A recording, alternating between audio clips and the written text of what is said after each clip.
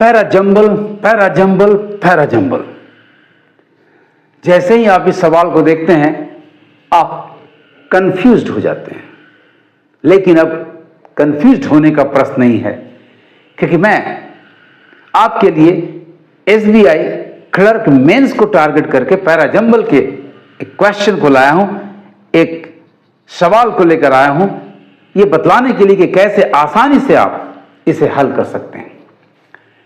Tricks बहुत ही आसान है। Parts of speech, conjunction, connective को आधार बनाते हैं, और कभी भी सेंटेंसेस को रैंडमली ना पढ़ें। आप सीरियली पहले ए को पढ़ें, बी को पढ़ें, सी को पढ़ें और देखें कि कौन सा वर्ड, कौन सा पॉइंटर आपको उस सेंटेंस को टॉपिकल सेंटेंस होने से रोकता है। Let's start. Sentence number A है मेनी ऑफ दीज। चलिए, आपका ये डिमॉन्स्ट्रेटिव एडजेक्टिव बता रहा है कि इसके पहले कोई सेंटेंस होगा, यानी ये आपका फर्स्ट सेंटेंस नहीं हुआ। दीज डिमॉन्स्ट्रेटिव एडजेक्टिव एक पॉइंटर का काम कर रहा है। Many of these, many of से भी बात आ रही, इनमें से अधिकांश, इनमें से बहुत, यानी इसके पहले थोड़ा आया है, उसको पकड़ना है। तो क्लियर हो गया स्टूडेंट्स, ए आपका फर्स्ट सेंटेंस नहीं हुआ। Many of these leaders are undoubtedly intelligent but they aren't wise. Sentence number B है there is no fool so great a fool as a knowing fool. इसमें कोई रुकावट नहीं है और आपका पैसेज, आपका पैराग्राफ डमी प्रोनाउन से स्टार्ट हो सकता है, इसे आप रिटेन करें।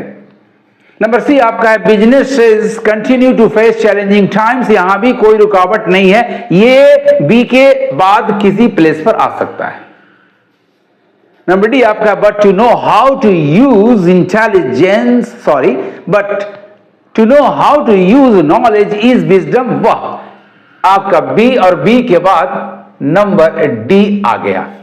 There is no fool so great a fool as a knowing fool, और तब D but to know how to use knowledge is wisdom, और तब बारी होगी सी की, क्योंकि businesses continue to face challenging times. यानी पहला सेंटेंस आपका स्टूडेंट्स हुआ डमी प्रोनाउन से शुरू होने वाला देयर, नंबर बी। दूसरा सेंटेंस आपका हो गया नंबर डी, और तीसरी जगह पर, तीसरे प्लेस पर आया नंबर सी। तो B is the first, D the second and C the third. अब इसको प्रॉपर ऑर्डर में पढ़ें इन तीनों को। तो फर्स्ट सेंटेंस आपका हुआ there is no fool so great a fool as a knowing fool, और तब डी की बारी आई है but to know how to use knowledge is wisdom, and then C businesses continue to face challenging times. अब ये challenging times जो है ये बता रहा है अनसर्टेन सिचुएशन, यानी उस ओर इशारा कर रहा है, अनसर्टेनिटी की ओर इशारा कर रहा है। तो आइए नंबर एफ में देखते हैं, इन दिस अनसर्टेनिटी। देखिए मिला आपको इन दिस अनसर्टेनिटी, ये चैलेंजिंग टाइम्स से क्लियर हुआ, यानी ये आपका निश्चित रूप से फोर्थ प्लेस पर आ गया स्टूडेंट्स, यानी सी के बाद एफ की बारी आएगी। बड़ी आसानी से पकड़ेंगे आप।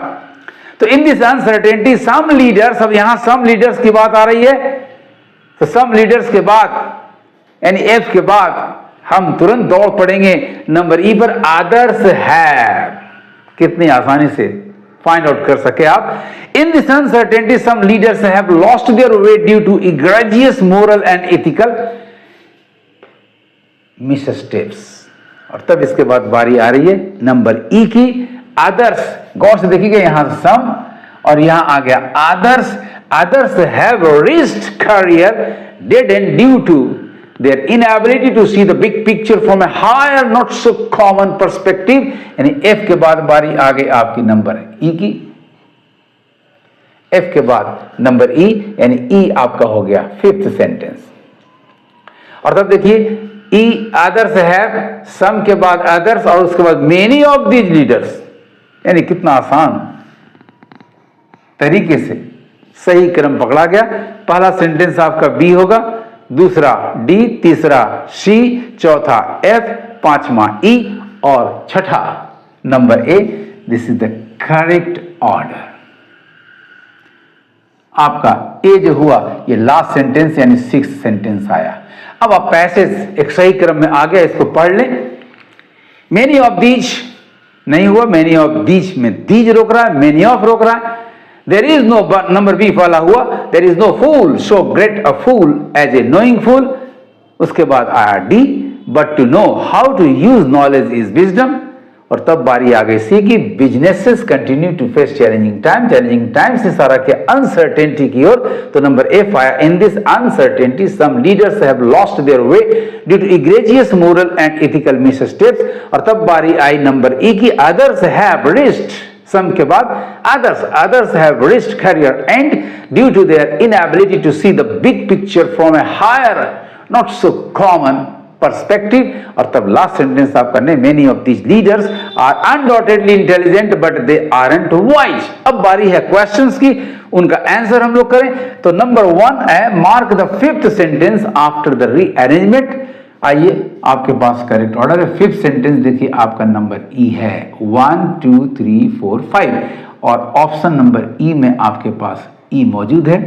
अदर्स को आप एलिमिनेट कर दो। क्वेश्चन नंबर 2 है, mark the third sentence. Third sentence को आपको मार्क करना है आफ्टर द रीअरेंजमेंट। तो थर्ड सेंटेंस देखिए आपके पास है नंबर सी। करेक्ट ऑर्डर में आप चले जाइए। तो नंबर सी आपके पास नंबर ए में है, मार्क कर लें और अदर्स को एलिमिनेट कर दें। क्वेश्चन नंबर 3 है, mark the last sentence after the rearrangement. और लास्ट सेंटेंस देखिए आपका ए है और ए आपके पास ऑप्शन नंबर सी में है, मार्क करो और बाकी को मैदान से बाहर फेंक दो, कोई जरूरत नहीं है रखने की।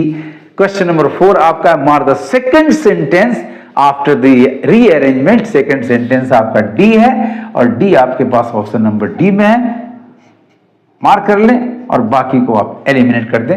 अब बचा last question, question number 5, mark the first sentence after the rearrangement. और फर्स्ट सेंटेंस आपका बी है, बी आपके पास ऑप्शन नंबर बी में है, मार्क कर लिए अपने आंसर के रूप में और बाकी को आप एलिमिनेट कर दें। इस तरह से बड़ी आसानी से आपका पैसे सही क्रम में आ गया और आपने 5 के 5 सवालों के सही सही आंसर दे दिए। क्वेश्चन नंबर 1 का आंसर आपका आ गया नंबर ई, फिफ्थ सेंटेंस के रूप में आपने नंबर ई सही है। क्वेश्चन नंबर 2 का क्वेश्चन आ गया, आंसर आ गया नंबर ए यानी C, C is the third sentence. Question number 3 का सही आंसर आपका आ गया option number C, A is the last question. Question number 4 का सही क्रम आया, सही आंसर आया सेकंड सेंटेंस के रूप में ऑप्शन नंबर डी, डी आपका सेकंड सेंटेंस है और लास्ट है फर्स्ट सेंटेंस आपका बी है, फर्स्ट सेंटेंस आपका बी। स्टूडेंट्स बड़ी आसानी से आप कर सकेंगे if you follow my tricks and methods. आपको मेरे ये वीडियो, यह क्लास कैसा लगा, यह सेशन कैसा लगा, कमेंट करें, मैं जवाब दूंगा। कोई भी समस्या हो आप मेरे कमेंट सेक्शन में जरूर लिखें। इस वीडियो को हाई